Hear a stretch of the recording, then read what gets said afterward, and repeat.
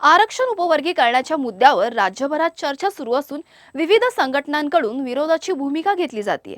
या पार्श्वभूमीवर राष्ट्रीय चर्मकार संघाचे अध्यक्ष बाबूराव माने यांनी उपवर्गीकरणाबाबत आपली भूमिका मांडली आहे। आरक्षणातील विद्यमान रचना बदलल्यास सामाजिक न्यायाचा संकल्पनेवर परिणाम होऊ शकतो अशी चिंता त्यांनी व्यक्त केली आहे। तसेच या विषयावर शासनाने सर्व घटकांशी चर्चा करूनच पुढील निर्णय घ्यावा अशी मागणीही त्यांनी केली आहे। उपवर्गीकरणाचा जो मुद्दा आहे तो 59 जातीसाठी अन्यायकारक मुद्दा आहे आणि म्हणून कोणालाच हा मुद्दा पटलेला नाही आणि म्हणून मग त्याच्या विरोधात लोकांनी आपली प्रतिक्रिया द्यायला सुरुवात केलेली आहे। शासनाला निवेदनं द्यायला सुरुवात केलेली आहे। अनेक जिल्ह्यात अनेक तालुक्यात मोर्चे निघतायत आणि त्याच्यातून लोकांची अशी भावना प्रकट होते की सरकारने उपवर्गीकरण करू नये आणि समाजामध्ये विनाकारण तेढ निर्माण करू नये, भांडणं वाढवू नयेत आणि सामाजिक ऐक्य या राज्यामध्ये पुरोगामी विचाराच्या माध्यमातून एक सामाजिक ऐक्य निर्माण झालेलं आहे। त्या ऐक्याला कुठेही बाधा पोचू नये।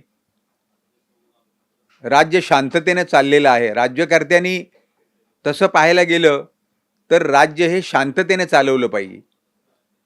या राज्यामध्ये विनाकारण अस्वस्थता निर्माण करण्याचा प्रयत्न होतोय। आपल्याला माहीत आहे मधल्या काळामध्ये एक वर्ष दीड वर्षापूर्वी मराठा आणि ओबीसी यांच्यामध्ये आरक्षणावरून वाद निर्माण झाला आणि तो वाद एवढा टोकाला गेलेला आहे की आता ओबीसी समाजातला माणूस मराठा समाजातल्या माणसाची केस कापायला पुढे जात नाही, दाढी करायला पुढे जात नाही किंवा मराठा समाजाच्या किराणा मालाच्या दुकानात ओबीसीचा माणूस जाऊन काही खरेदी करत नाही, लग्न कार्याला बोलवलं जात नाही। हा वाद आरक्षणाच्या माध्यमातून सुरू झाला आणि दोघांचेही प्रश्न आजही पेंडिंग पडलेले आहेत। धड मराठा समाजाला पुरेसं न्याय मिळालेला नाही। जरांगे पाटलांनी पुन्हा घोषणा केलेली आहे आणि ओबीसी समाज म्हणतोय की आमचं आरक्षण तुम्ही मराठा समाजाला देताय। याच्यातून एक टोकाचा वाद निर्माण झालेला आहे आणि मग तसाच वाद तुम्ही या 59 जातीमध्ये लावण्याचा प्रयत्न करताय का? तशा तऱ्हेचा वाद पुन्हा तुम्ही उपवर्गीकरणाला बढावा देऊन त्या छोट्या मोठ्या ज्या जाती आहेत त्याच्यात तुम्ही भांडणं पेटवण्याचा काम करताय का?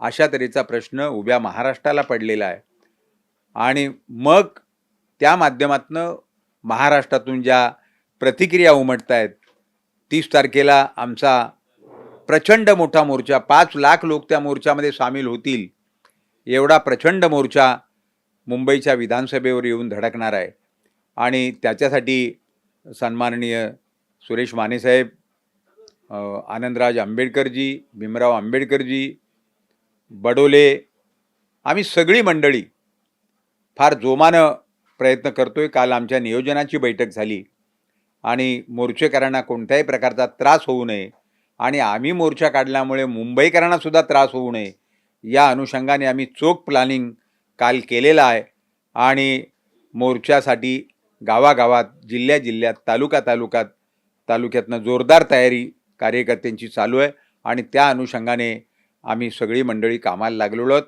आणि यशस्वी प्लॅनिंग असल्यामुळं जवळजवळ 4-5 लाख लोक मोर्चामध्ये सामील होतील आणि सरकारने एवढा सगळा प्रचंड लोकांचा मोर्चा पाहिल्यानंतर जर शहाणपणाने निर्णय घेतला नाही तर मात्र सरकारला याचे चटके बसतील आणि मग मात्र या राज्यामध्ये वेगळंच वातावरण निर्माण होईल। ते वातावरण सरकारनं करू नये अशा तऱ्हेची आमची भावना आहे, भूमिका आहे आणि सरकार या संदर्भात योग्य निर्णय करेल अशा तऱ्हेची अपेक्षासुद्धा आम्ही या ठिकाणी व्यक्त करतो।